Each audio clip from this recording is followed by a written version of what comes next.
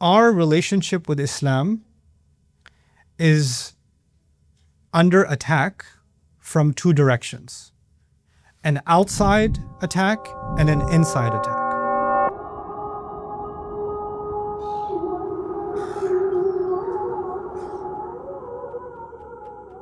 And you were told, many times you were told, we are the Ahl Sunnah wal Jama'ah. And those are the Ahlul Jahannam. Stay away from those people. My sheikh said, my mom said, I never heard this before, so I can't handle it. And don't listen to anyone else because they will take you down the way of shaitan. They will feed you poison, but it'll taste sweet. So stay away from these people. If you really think that making sure that the chicken is slaughtered properly is the most important cause in Islam, then somebody could be talking about the, family issues. Somebody could be talking about Surah Al-Baqarah or Surah Al-Imran. But what about halal chicken? A young lady, she reached out to me.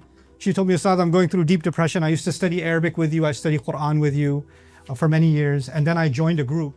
No, my teacher says I have to learn spirituality from them a certain way, and if I'm really going to learn it, I have to stop studying Quran, I have to stop studying Arabic, I have to do exactly what they tell me in order for me to grow spiritually. And I haven't studied Quran for the last 2 years, and every time I try, I feel like I'm cheating on my sheikh. Sometimes these cults are so powerful. They take a hold on you and they say, no, you're too weak to be a good Muslim. I'm going to make sure you become a good Muslim. I have not just seen this in people who don't know about Islam. I have seen this in people that have been studying Islam for years. Because you're trained to think about one circle, one box, and you can't think outside of that. The Quran is not the center of our thought. So now you are being attacked, your brain cells are being attacked by TikTok and angry influencers. And that opinion becomes fact to you. And now you're just ready to debate everybody else because everybody else doesn't know what they're talking about because this podcaster, well, I'm a good person. I take care of my family. I give charity. I'm honest at work. I do good business, etc., etc. So what if I don't pray? Okay, I don't go to Hajj. I'm still a good person. Allah says when Muslims get away from the remembrance of Allah, then they won't know who they really are, which means you don't know where your value comes from. We start looking at things the way that the Quran came to change. We're living in absolutely amazing times. This is a time which I think will be a turning point in history. And you're in the middle of it. Allah chose this generation of university students, high school students, this generation of youth to be the people that are going to redirect the world for the better or the worse. Because the world is changing very, very fast. And you're the agents of that change. Let's begin. أعوذ بالله من الشيطان الرجيم. ولا تكونوا كالذين نسوا الله فأنساهم أنفسهم أولئك هم الفاسقون. رب اشرح لي صدري ويسر لي أمري واحلل عقدة من لساني يفقهوا قولي آمين يا رب العالمين. Today, inshallah, I will be sharing with you some reflections and some insights from a very powerful place in the Quran, Surah Al-Hashr. And Surah Al-Hashr is unique for many reasons. One of those reasons, Al-Hashr, one of those reasons is that at the end of Surah Al-Hashr, you have a collection of Allah's names that is not found anywhere else in the Quran in that way. It's unique. And it's a reminder of Allah like no other place in the Quran. Also, the Quran itself, one of the features of the Quran is that it describes itself.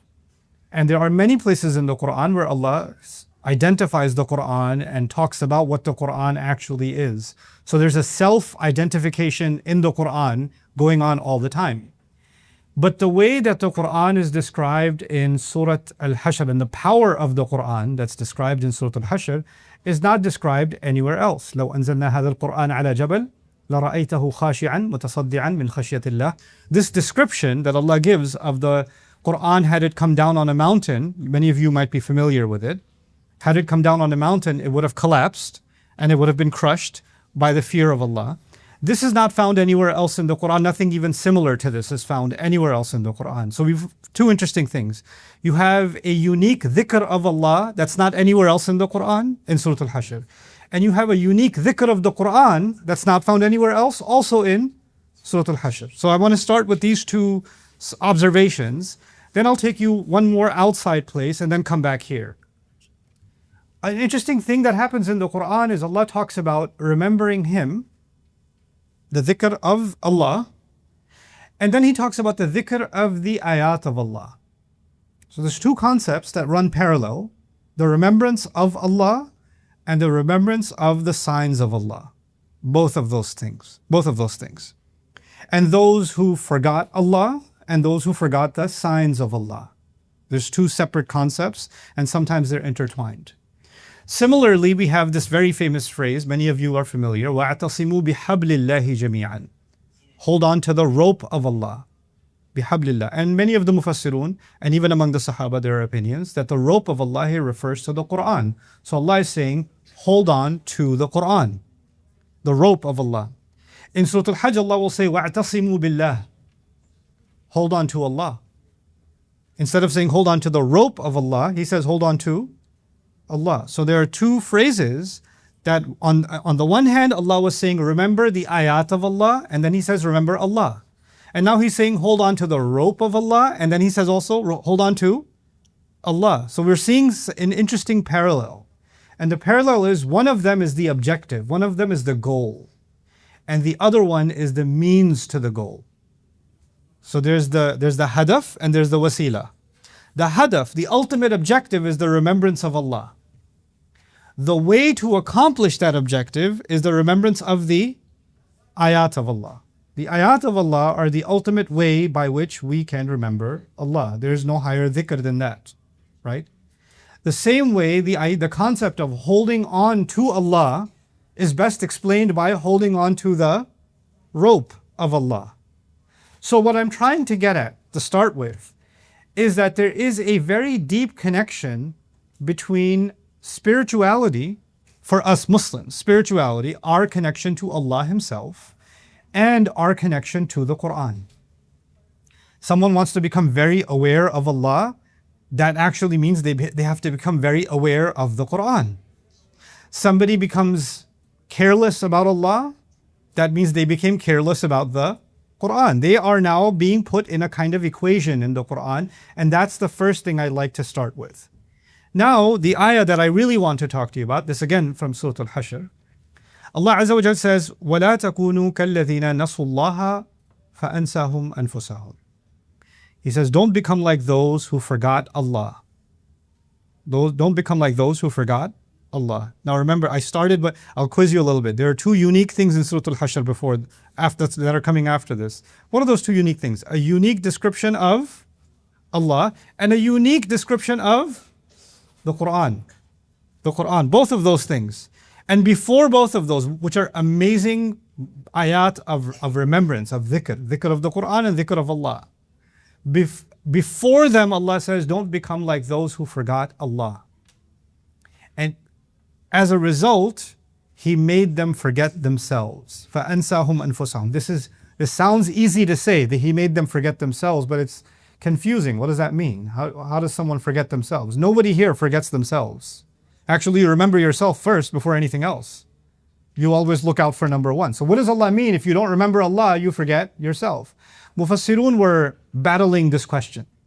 When they came to this ayah, people like Imam Fakhruddin al-Razi, Ibn Kathir, al-Qurtubi, Tabari, they were challenging themselves, asking, what does Allah mean that if you forget Allah, Allah makes you forget yourself? So they came up with a few answers. The most common answer in our history, in our tafsir history, is forgetting yourself means you forget what is best for you. Simply speaking. So you forget what is good for you and you forget what is bad for you, and in that way you forgot yourself. In other words, when you forget Allah, you forget that disobeying Allah is bad for you. And you forget that obeying Allah is good. You're the one who's benefiting when you obey Allah. You're the one that's hurting if you disobey Allah. You're the one who's hurting your akhirah and your dunya if you disobey Allah. But you forget that, and as a result, you forget your own benefit. So they kind of consider a hadf here. They consider an omission here, meaning they forget to look out for themselves. They forget what is beneficial for themselves instead of just forget themselves. That's how they explain it. Another explanation Imam Fakhruddin al-Razi offered in the Tafsir al-Kabir is that they forget who they are. They forget their reality on Judgment Day. You know, the day when a mother will drop her baby, a baby will turn gray-haired, everybody's running around. So they forgot all of their status from before. They used to be a big deal. They used to expect when they walk in the room, everybody's going to stand up, or everybody's going to say Assalamu alaikum to them first, or everybody's going to want to shake their hand. And now they're nobody on Judgment Day. They forget reminding other people. You know, people say, don't you know who I am? Like people try to remind you who they are, right? But on that day, they won't even know. They won't have any status like that. They'll have even a loss of sense of self, right? This is kind of similar in psychology to when you're in shock and you lose kind of awareness of your surroundings, right? And you kind of lose yourself in a moment, right? So that's another explanation. But I'd like to offer something more. Allah Azza wa Jal has used the word nafs. The word nafs, very heavy word in the Quran. It's used hundreds of times, maybe more than 300 times. The word nafs is used in the Quran. And it's not used in one meaning. Because I said, He made them forget themselves, right? That's what I said. فَأَنْسَاهُمْ أَنفُسَهُمْ. Anfus is the plural of nafs. The word nafs is used in the Quran for lots of meanings. The word nafs is used in the meaning of consciousness. Allahu yatawaffa al-anfus hina mawtiha, for example. Allah takes the nafs at the time of a person's death, and even takes it when they are sleeping. Right? Fi manamiha. So Allah takes the nafs when you're sleeping, which could be understood as the meaning of consciousness, because when you're sleeping, you're no longer conscious. Then nafs is used in the meaning of life itself. Nafs is used in the meaning of your personal emotions, right? It's used in that meaning too. It's actually used for your entire person, your entire being also. In fact, Allah even uses the word nafs for Himself. وَيُحَذِّرُكُمُ اللَّهُ نَفْسَهُ. Allah says, Allah is warning you about Himself. So He uses the word nafs for Himself, for Allah Himself. What do we learn from all of that? In this ayah, maybe we can look at nafs a little more deeply. Allah will make you forget your actual being, your reality. You know, this is easy to talk about now. Maybe it would have been very hard to talk about 100 years ago, or maybe even 30 years ago, or maybe even 10 years ago, because now we can easily talk about people who say, I've decided that I'm a giraffe. I identify as a zebra, or I identify as a plural, and I identify as multiple shayateen, or whatever you identify as, right? So you have a new sense of self. You actually don't know who you are. And you can change who you are. You self-identify differently. And I'm not just trying to poke fun at gender identification. Let's talk about something a little deeper. Allah is saying those who don't remember Him. And I established already, remembering Him, how do you remember Him? Quran. Because there was an equation. So those who forget Allah will also eat. That can only happen if you forgot the word of Allah. That's how that will happen. Those who do that will forget who they really are. They will forget who they really are. I know you guys don't watch movies because you're very Islamic in Istanbul. But sometimes in movies, astaghfirullah, there's a hero who got taken, he was the prince, he got taken from the village and he was raised somewhere, and then somebody says, do you know who you are? You're the king's son, you're the royal prince. You know what? That's why I have these superpowers, etc. They don't know who they are until something reminded them, this is who you actually are. Like they were someone very powerful, someone royal, someone with royal blood, someone with a special gift, and they didn't even know. They had no idea. The thing that Allah has given us before we even came to this world was so powerful that Allah commanded all of the angels to do sajda after pouring it inside us. There's something inside every human being that is so powerful that all of the angels that are closer to Allah than we will ever be, they do more dhikr of Allah than we will ever do. They have seen more miracles of Allah than we will ever see. That's the angels. And all of them are made humble to this creation of Allah, the ruh that Allah put inside you, inside me, inside every human being. That's not something weak, that's something very powerful. But when the people who forget Allah, they will forget what they have inside them. They won't see that inside them anymore. They'll just see a normal person who has priorities like everybody else. There's nothing special about them. They lose a sense of their own value. This is where I want to start with today. Allah Azza wa Jal has given us a very powerful statement here. You know, we think in terms of geopolitics today. We know what's happening in the world and not too far from here. And Muslims feel powerless.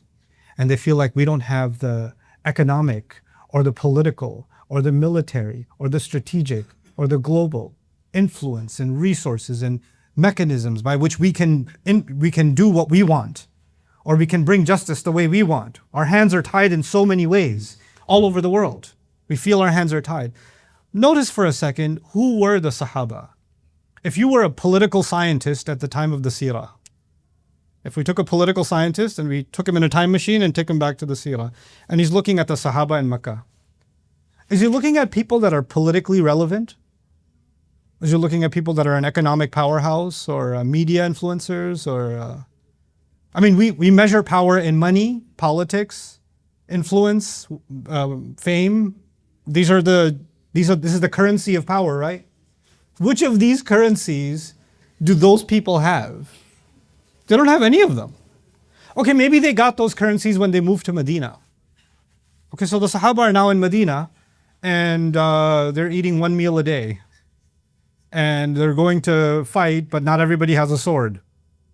And they're does this look like this is a nation of power? Power has had a definition throughout history. Do these people look powerful? They don't. But how do they see themselves? لا تهنوا ولا تحزنوا وأنتم الأعلون إن كنتم مؤمنين. They see themselves in the highest position above anybody else because they have iman. They see something inside them that gives them value of themselves, even if nobody from the outside can see value in them. Nobody from the outside sees that value in them. No political scientist, no king, no economist, no sociologist will see that in them. In fact, a psychologist, if he traveled back, why do you people have so much respect for yourselves? You don't have anything. I think you have some kind of psychosis. You have some kind of a dissociative disorder where you're not able to connect your reality to how you feel, because you feel way too positive and you feel way too powerful, even though you're actually way too weak. So you must be there. Iman from the modern psychologist perspective might be some kind of a psychological disorder, because this is disconnected from reality. That can't be right. They're disturbed. And in fact, there's a similar diagnosis by the munafiqun in the Quran. أَنُؤْمِنُ كَمَا آمَنَ السُّفَهَاءُ. You believe like these fools believe? Now the problem happens when Muslims forget where power comes from in the Quran, and then they accept the definitions of power that come from before Islam and were carried by people after Islam that didn't have something to do with Islam itself, the Quran itself, and then we start becoming very angry that we don't have power. I feel worthless. I feel powerless. I feel I don't have any influence. I feel I don't have any impact. I start measuring myself. I start valuing myself based on currency. And so this concept of currency is something I'll take a minute to explain to you. You look at your bank account, you have a certain number. That's the money, that's your savings. That's the value of your account. We now have a certain kind of way of measuring currency. How popular am I? How wealthy am I? How influential am I? How liked am I? Etc. etc. There's social currency. There's digital currency. There's financial currency. There's political currency. There's all these kinds of currencies now, right? But Iman is not one of those currencies. And the Quran is not one of those currencies.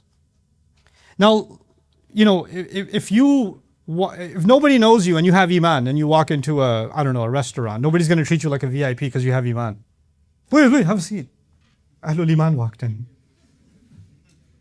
But if you're the governor, if you're a billionaire, if you're the CEO and there's 20,000 employees under you, are you going to get special treatment? Are people going to recognize that power? They are. Are they going to recognize the power of Iman? No. They're not. They're not. What happens in the seerah of the Prophet sallallahu alaihi wasallam?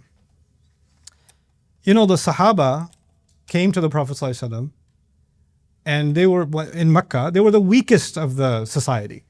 Most of them were the weakest of the society, politically, economically, socially, the weakest. And sometimes the Prophet ﷺ would get a chance to speak to the powerful people.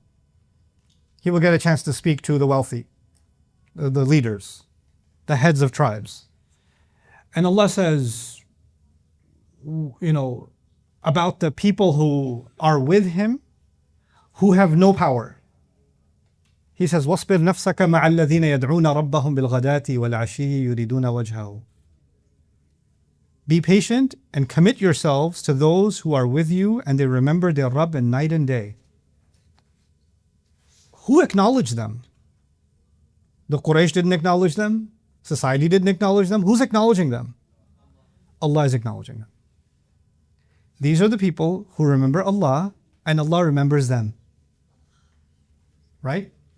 فَاذْكُرُونِي أَذْكُرْكُمْ. These were people who were doing dhikr of Allah, and Allah put their dhikr in the Quran. To the point where He told the Prophet ﷺ, the people you think are powerful, no, don't let them distract you from these people. These are the VIPs. Those are fake VIPs. These are the real VIPs. You have a different definition of value.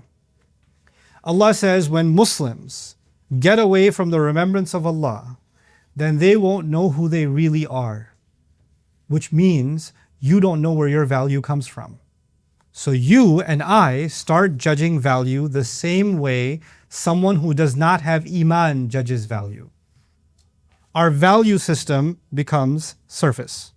It becomes shallow. We start looking at things the way that the Quran came to change. This is going to bring me to the heavy part of my talk. I won't give you a long lecture, but some thoughts that were on my mind because of this ayah that I did want to share with you and leave you thinking, inshallah ta'ala, particularly for the youth.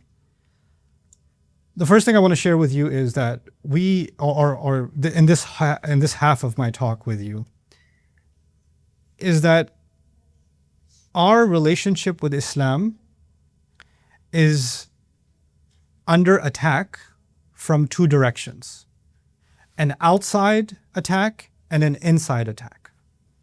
There's an outside way to lose your way, and there's an internal way to lose your way. I want to talk about the outside and then I'll talk about the inside. On the outside, I'll mention 3 episodes in Muslim history. One episode was when Muslims came into contact with Greek philosophy. Many of you are familiar, yeah?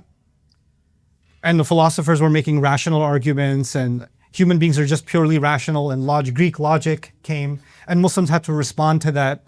And many people got very affected by that logic, by that kind of thinking. And what does that logic do in the end? It does a few things. Either it makes somebody an atheist. That's one thing it does. Or it makes somebody an agnost. Do you guys know what an agnost is?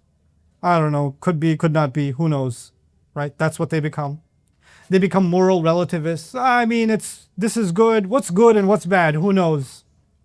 Right? So you just kind of become morally agnostic. You become atheistic. You become those things. And this happened centuries ago. Is that still playing a role today?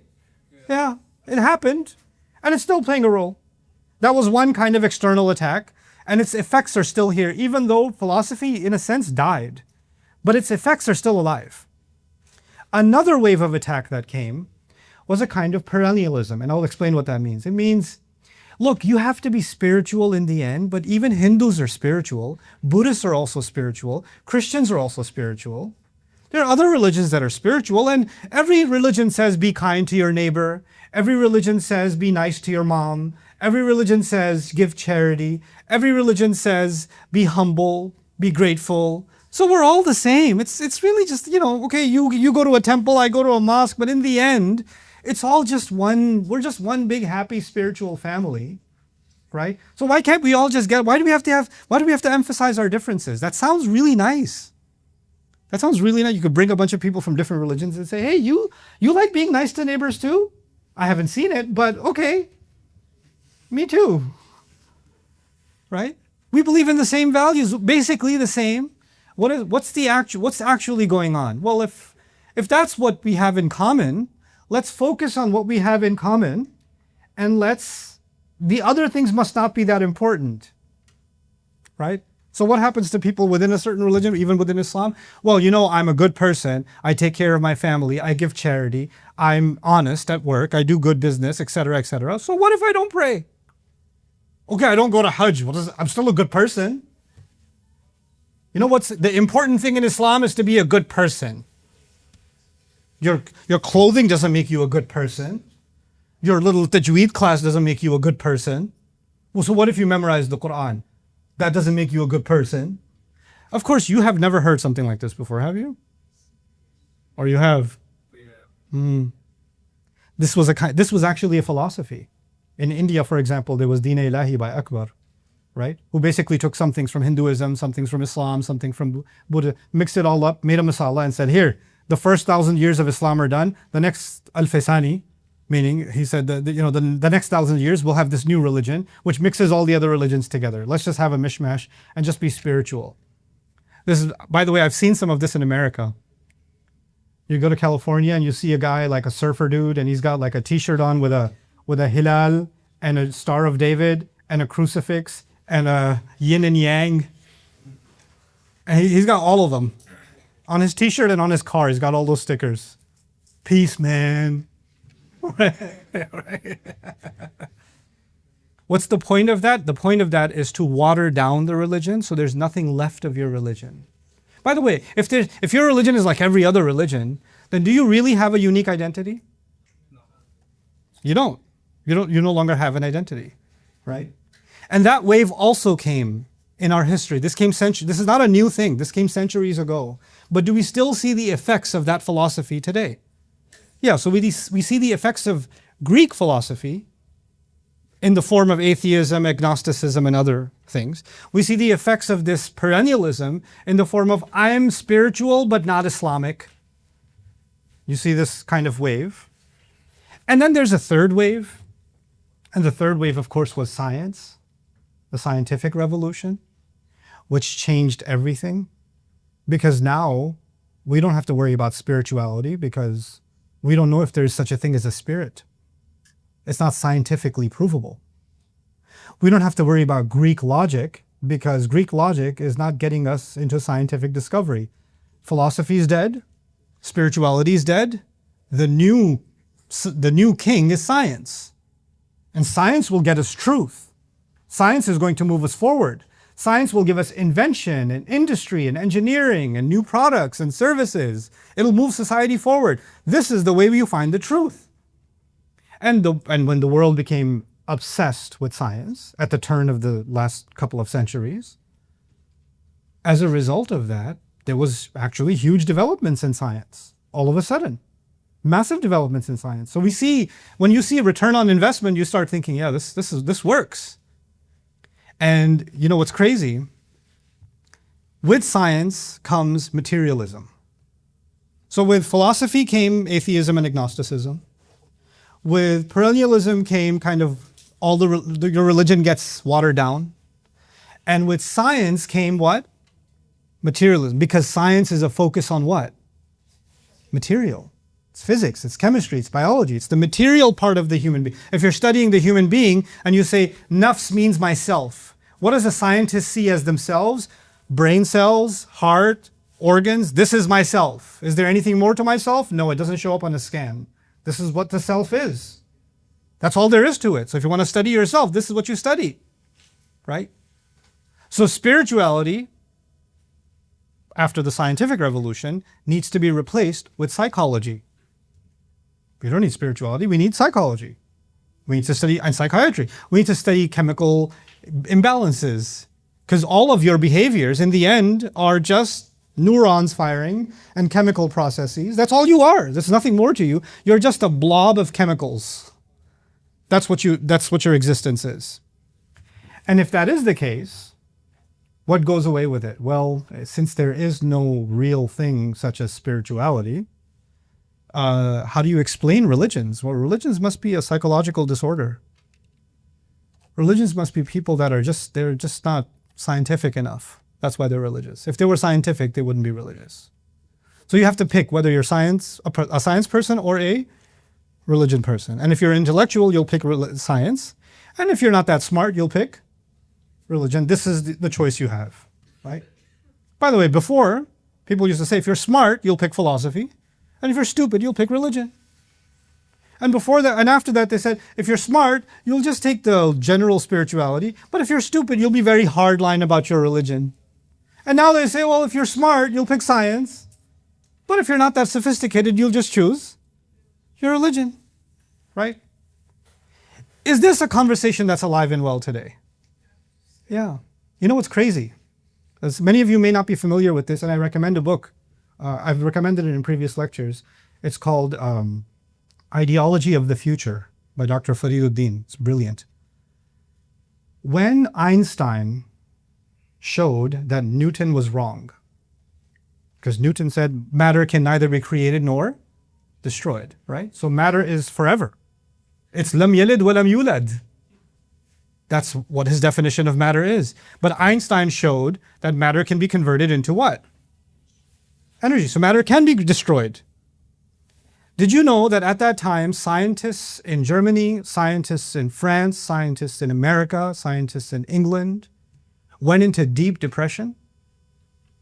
And they write about their depression. Because for them, the one thing that was giving them haqq, truth, the one thing that never changes is matter. They were materialists. And what did Einstein come and do? Yeah, that's just energy. What? This is nothing? Then I have nothing. And they fell into such dark, deep depression. And they write about this. It's well documented. But you know what? Even though scientists recognize that materialism is dead, materialism didn't just remain in the scientific laboratory and universities. Materialism became a culture. Just like agnosticism became a culture. Just like relativism and religion, it's all the same. That became a culture. So even people that are not intellectual have these ideas. This is not just ideas for professors in universities or PhD papers. Now these things became part of popular culture. So all of these things are now common among just general populations. They have these kinds of ideas, they carry them. These are the external attacks. These are the external attacks. Now briefly, I'll talk to you about the internal problems within Islam itself. Like we're trying to hold on to our Islam. What are some challenges from us holding on to our Islam properly? There's lots of them, but I'll mention a couple of quick ones. The first of them is group thinking. You were raised a certain way with your parents, took you to a certain masjid, and you listened to you read some books, you studied some fiqh, etc., etc., etc. And you were told, many times you were told, we are the Ahl-Sunnah wal Jama'ah. And those are the Ahlu Jahannam. Stay away from those people. So you stay in your little comfort zone, and you don't go outside of that. And the moment you hear something else, you say, my sheikh said, my mom said, I never heard this before, so I can't handle it. That's not how I was raised. That's not what we learned. So one of the things that holds you from actually thinking about your religion is that you were raised a certain way and everybody around you is following the same thing. And it's not, that must be the right thing because it makes you comfortable. The truth, by definition, is uncomfortable. There may be parts, your Islam is not wrong, but maybe some parts of it aren't entirely correct. Is that possible? That some part of it isn't in line with what Allah says? It's possible. Some part of it is not as strong as you thought it was. Some part of it might be not the best interpretation. It's possible. But this is the first thing.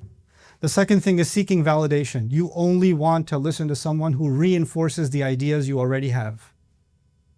And you want to attack anyone who says something that you've never heard it or you don't agree with it, therefore it must be wrong. There's a lack of humility to say, even though Islam is perfect, that doesn't mean my understanding of Islam is perfect. I don't have the tolerance to listen to someone who has a strong disagreement with what I'm saying, because if they're disagreeing with me, that means they must be attacking Islam. No, you're not that good. Attacking your idea of Islam is not attacking Islam. That's attacking your idea of Islam. Islam is above all of us. We're all humbly trying to learn it. But that's the second internal problem we have. The third problem we have is once you develop cult thinking, meaning you belong to a certain group. I met a young lady, she reached out to me. She told me, Ustad, I'm going through deep depression. I used to study Arabic with you. I studied Quran with you for many years. And then I joined a group and they told me that to really connect to Allah, I have to surrender to our teacher. I was like, what does that mean, surrender to your teacher? Is there a gunpoint or what's the surrender?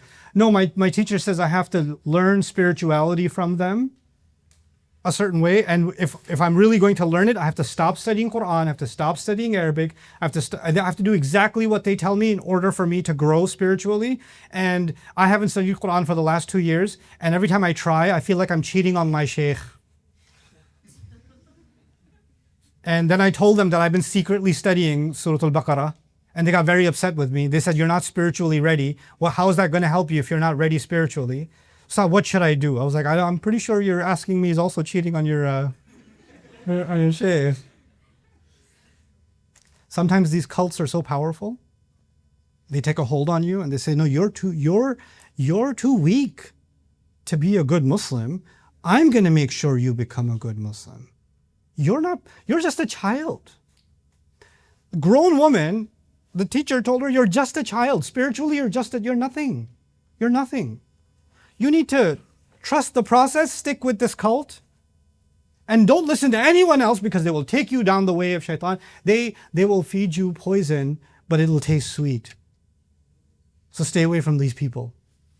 And just develops this paranoia and anxiety. I don't want to listen to anybody, And there's this cult thinking, and millions of Muslims around the world stuck in cults. Millions of them. Then there's selective emphasis. I love this one.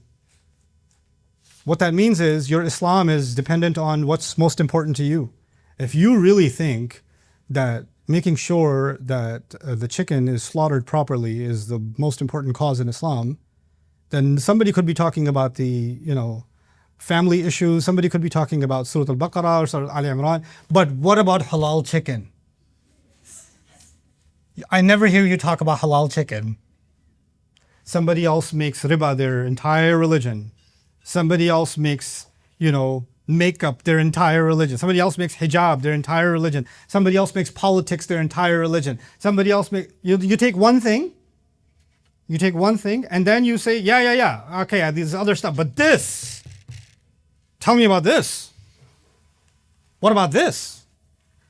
In other words, you took one piece of this entire ocean that's called Islam, and you like this one piece, and you say, forget all the other pieces. Yeah, they're there, but this is what really matters, right? This selective kind of emphasis. And this shows up in other ways. There are entire groups dedicated, individuals dedicated to say Islam is nothing but politics. Islam is nothing but economics. Islam is nothing but fiqh. Islam is nothing but spirituality. Islam is nothing but manners. Islam is nothing but... They take nothing but and take one thing, and everybody's holding on to their one thing. And this is actually a very powerful way of losing our way. If I'm almost done. If somebody was diagnosing a patient, a doctor was diagnosing a patient, there's a checkup. Your brain has a certain... Brain health is a different problem. Heart health is a different problem. Gut health is a different problem. Bone health is a different problem. If you just look at one problem and you say, so long as this is okay, nothing else matters. Your brain seems to be okay. Yeah, but I had a heart attack. Your brain is okay. My stomach's bleeding. But your brain, though, it's doing fine. So long as your brain, just keep eating walnuts. What happens when you have a partial view of something? When you have a partial view, you create an imbalance. You create an imbalance. Now let's come back. Every time you take one thing and you overemphasize it, or you stay inside a cult, you have these pieces, everybody's holding on to a piece of their religion. How do we make sure we're looking at the whole thing in balance? How do we do that?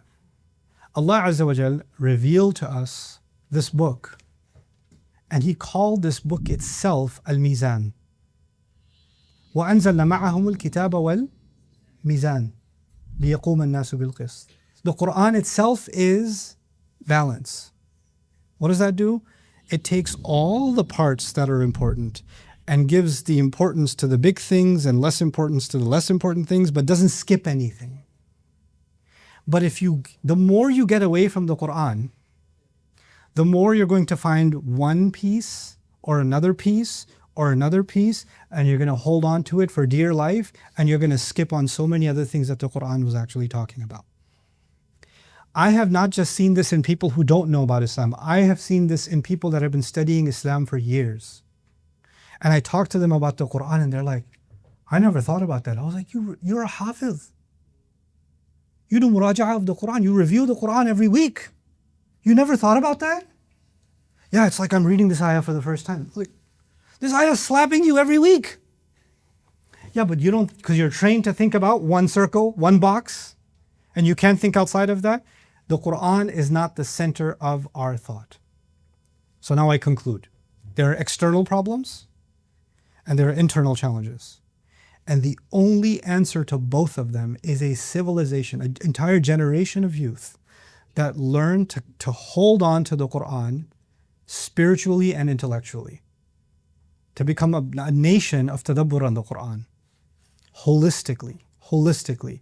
I'm not here to give you some like emotional speech about how, you have to, when you remember Quran, your iman will go up and all. You've heard those things before. I'm here to tell you, Allah gave us a guidance on how to not lose ourselves. Because the ayah is saying, those who forget Allah, forget who? Themselves. And if you don't even know yourself, you don't even have the way to your own self, how are you going to find a way to anything else? You're lost even within yourself. You can't find a way to anything else. If the ummah is going to find direction, it's going to find unity, purpose, it's going to find success, power. It's going to find all of those things in the right balance. It's only going to happen when we put the book of Allah first. Which is why this generation of Muslims, you guys, by the way, one last thing that came in my head. Let me see if you remember. So there was the philosophical attack from the outside. What else? What other kind of attack? The spiritual attack, and then the third one? Scientific. There's a fourth attack happening now. It's happening as we speak. It's called anti-intellectualism. So now you are being attacked, your brain cells are being attacked by TikTok or Instagram and angry influencers. And you just love listening to their angry speech. You're like, yeah, this guy, oh my God. And they want to put you inside a bubble, and your whole world is defined by their opinion, and that opinion becomes fact to you. And now you're just ready to debate everybody else because everybody else doesn't know what they're talking about because this podcaster or this influencer or you see what I'm saying? Instead of investigating, now you're comfortable, somebody else did the thinking for me, and somebody else is so angry, I'll borrow some of their anger for myself. Somebody else has figured everything out, I'll just borrow their thoughts. I don't have to do original thinking myself. Have we not forgotten that Allah gave us a powerful ruh, a powerful mind? Have we forgotten that Allah gave us this is a religion, لِقَوْمٍ يَتَفَكَّرُونَ, for people that think deeply, لِقَوْمٍ يَعْقِلُونَ, for people who think for themselves? This is what this religion is for. Now we're outsourcing thought, outsourcing opinion, outsourcing emotion, outsourcing all of it. And with AI, it's going to get even easier. Just outsource it to the generator. You don't have to do any thinking for yourself. Muslims will never be in the position that they're supposed to be in. And I'm not looking for the glory days of Islam. I'm not. I'm looking for the ummah to find the way that Allah wanted for them. Because when we come on the right track, I'm telling you, the world will say, that's what truth looks like. That's what truth looks like. That's when one young Ibrahim can silence an entire village. Alayhi salam. That's a different reality. But right now, collectively, I feel, I'm afraid to say, myself included, we fall under ansahum anfusahum. We've forgotten ourselves. We've forgotten our reality. We don't see what we actually are. We don't see what we are. And this is a make or break it time. We're living in amazing times. We're living in absolutely amazing times. This is a time which I think will be a turning point in history. And you're in the middle of it. Allah chose this generation of university students, high school students, this generation of youth to be the people that are going to redirect the world for the better or the worse. Because the world is changing very, very fast. And you're the agents of that change. Either you'll go with the flow or you're going to be people that turn things around.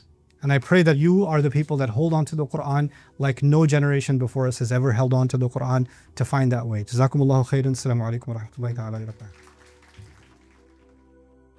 Almost 300,000 souls have already been gifted a Bayyinah TV sponsorship, and the impact has been immense. But over 50,000 eager students who can't afford it are still waiting to begin their journey. You can help. Visit bayyinah.com/gift to share the gift of the Quran so that another soul can explore the depths of Allah's words. Their access lasts a year, but its impact may last a lifetime. I want you to help me, help them, and give the gift of Bayyinah TV today.